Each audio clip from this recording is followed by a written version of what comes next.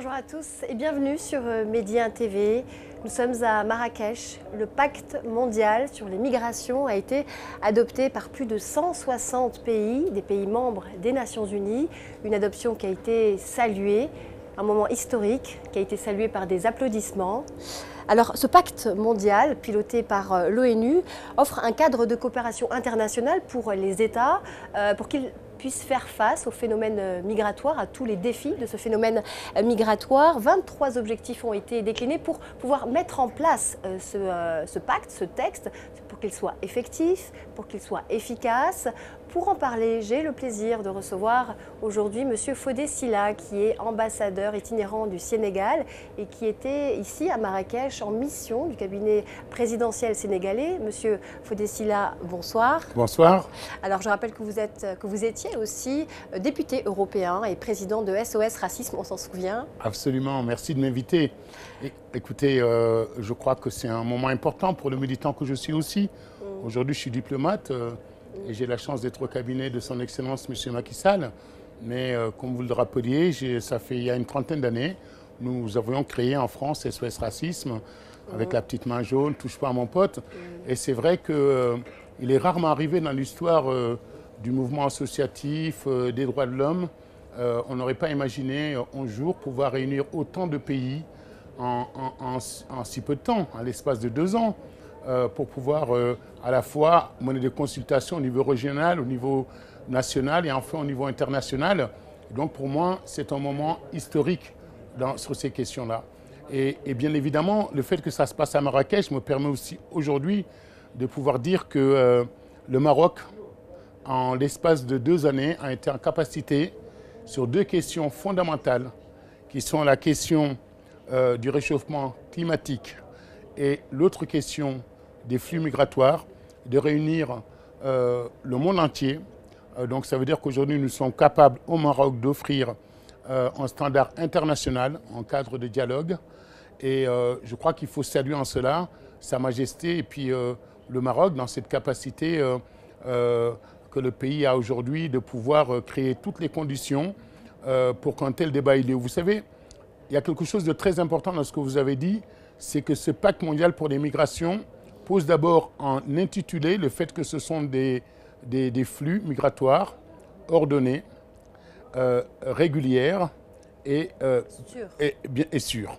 Donc à partir du moment où, pour une fois, on n'aborde pas ces questions-là sous l'angle de la répression, sous l'angle anxiogène, qui ne sert pas uniquement des défouloirs au mouvement xénophobe à travers le monde, et que cette question des migrations, on le prend dans le cadre d'une coopération internationale, ça me paraît déjà être un véritable succès en soi, de pouvoir aborder ces questions-là et en mettant l'homme au centre de cette réflexion, c'est-à-dire l'homme dans la nécessité que nous avons, et c'est clairement dit, de protéger tout être humain lorsqu'il part vers des voies migratoires et que les droits fondamentaux soient respectés, ces libertés fondamentales soient respectées.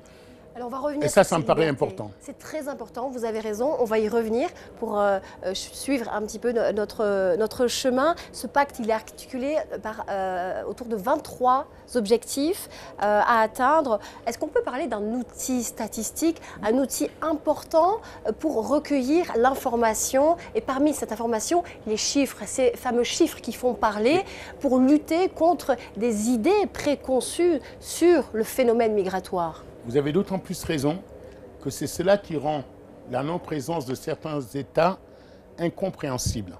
Parce que dans le premier article que nous avons eu à étudier, sur lequel on s'est prononcé, c'est de dire qu'il faut fabriquer aujourd'hui des instruments statistiques et qu'il faut, d'un point de vue numérique, que chaque migrant déjà ait la possibilité, où qu'il soit dans ce monde, de pouvoir se référer à une base de données où cette personne pourra connaître les différentes lois qui existent à travers le monde lorsque la personne veut émigrer. Ensuite, je pense que dans un monde qui est traversé par des violences, qui est traversé par, nous voyons bien, des mouvements de terrorisme, il est vraiment important de pouvoir à un moment sécuriser aussi le parcours des gens.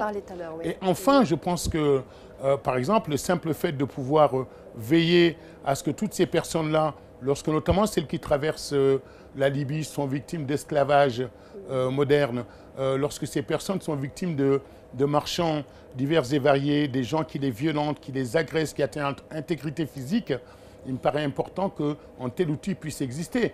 Donc, en vérité, une des premières vertus de ce pacte dont qu'on a voté ce matin vient dans le fait de pouvoir apporter plus de sécurité à l'ensemble à la fois des personnes qui vont se déplacer, mais aussi des pays qui vont être traversés. Parmi les objectifs aussi prioritaires qui ont été développés lors de ces débats et de l'adoption de ce pacte, il y a notamment la liberté de circuler. Ah oui, je crois que c'est pour moi, je dirais que s'il y a une question aujourd'hui que ce pacte a posée à l'ensemble du monde, c'est la question de la mobilité. Aujourd'hui, regardez, moi, j'ai 2 passeports. Avec mon passeport français, j'ai le droit d'aller où je veux et de m'établir où je veux. Avec mon passeport sénégalais, je ne peux quasiment aller nulle part. La mondialisation aurait créé cette situation inédite que jamais il n'a été aussi facile pour les gens nantis du Nord de pouvoir se déplacer, et autant pour les autres de rester figés. Et donc je pense que ça déjà, en termes uniquement de rapport humain, ce n'est pas acceptable qu'il n'y ait pas un droit à la mobilité pour toutes et tous, où qu'on soit sur cette planète. Alors je mets de côté bien évidemment les gens qui se déplacent parce qu'ils sont victimes du réchauffement climatique, parce que ces personnes fuient des zones de guerre, parce que victimes des dictatures, ou encore des réfugiés ou des migrants pour des questions économiques. Là, je parle uniquement d'un principe fondamental qui est que chaque être humain a le droit de se déplacer. Et c'est important, parce qu'aujourd'hui, comment est-ce qu'on pourrait faire de la recherche, comment on peut s'améliorer lorsque on a besoin de faire des études, lorsqu'on veut faire des échanges sur le plan commercial, lorsque des jeunes veulent créer des startups en commun, donc lorsqu'on veut faire des échanges de bonnes pratiques. Il est donc important qu'à tous les points de vue, y compris du point de vue de la diplomatie, que ce droit à la mobilité soit accepté, reconnu, et c'est cela qui existe dans ce pacte. Alors, rappelons-le, ce pacte n'est pas du tout contraignant.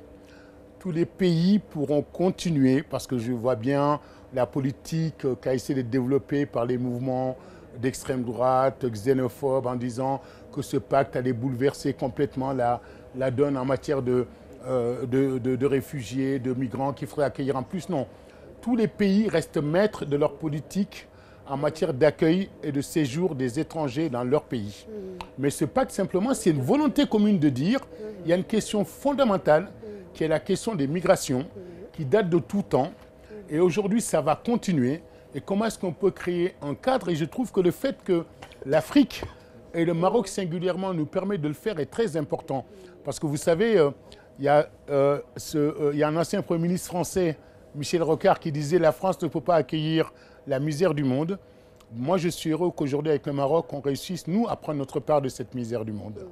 Alors vous avez parlé de l'Afrique, vous avez parlé du Maroc, on va parler du Sénégal maintenant, si vous voulez bien, puisque vous êtes en mission là pour le cabinet présidentiel. Comment est-ce que l'État sénégalais envisage de justement relever ce double défi du migratoire, mais aussi de respecter sa propre législation? Le Sénégal fait face depuis longtemps à ce phénomène-là. Tout à fait. D'ailleurs, il faut rappeler que c'est les pays du Sud qui continuent à accueillir le plus de réfugiés et le plus de gens, effectivement, de migrants. Et vous savez, par exemple, au Sénégal, on a mis en place, sous l'impulsion de son Excellence le Président Macky Sall, un passeport de la CEDEAO, une carte nationale d'identité. Aujourd'hui, dans toutes ces zones de la CEDEAO, l'ensemble des citoyens de cette zone-là peuvent se déplacer. Et pour autant, on n'a pas vu arriver au Sénégal ou ailleurs dans l'espace de la CEDEAO des flux massifs d'immigrés qui seraient venus envahir tel ou tel coin. Ce qui prouve bien qu'en facilitant cette mobilité, ça permet à des gens de venir, de repartir, d'étudier, de repartir, de travailler et d'échanger. Et je pense que de ce point de vue-là aussi, il faut reconnaître aujourd'hui qu'il y a une génération d'hommes politiques, de chefs d'État, que ce soit Sa Majesté Mohamed VI, que ce soit Macky Sall, que ce soit Paul Kagame, cette nouvelle présidente en Éthiopie. Je pense qu'ils ont à cœur aujourd'hui de dire à la fois nous-mêmes, on va apporter notre part dans ces questions de flux migratoires, Parce qu'il ne faut jamais oublier que ceux qui meurent à mer, c'est d'abord nos enfants, nos cousins, nos frères qui meurent lorsqu'ils tentent de migrer. Il ne faut jamais oublier que l'impact affectif, c'est nous qui le subissons les premiers. Et en plus, il faut savoir ces forces vives qui meurent, c'est nous qui en pâtissons les premiers. Donc à partir de ces constats-là, il y a aujourd'hui des chefs d'État qui ont à cœur d'abord de dire on va regarder ces problèmes, on va apporter des solutions, mais aussi on va s'ouvrir au reste du monde. Peut-être qu'ils n'ont pas toujours la possibilité de pouvoir le faire. Peut-être que bien trop d'entre eux sont entre les mains des mouvements populistes xénophobes qui les empêchent, par exemple, d'être présents ici. Peut-être qu'on va leur apporter la démonstration, en tout cas, que c'est à Marrakech qu'il fallait être durant ces 2 jours, que ce pacte mondial va être bénéfique, pas uniquement pour l'Afrique, mais qui sera bénéfique pour l'ensemble du monde. Et en tout cas, je sens qu'il y a là quelque chose qui se passe au Maroc aujourd'hui à Marrakech. Comme je le disais, on l'avait déjà vécu à la COP22.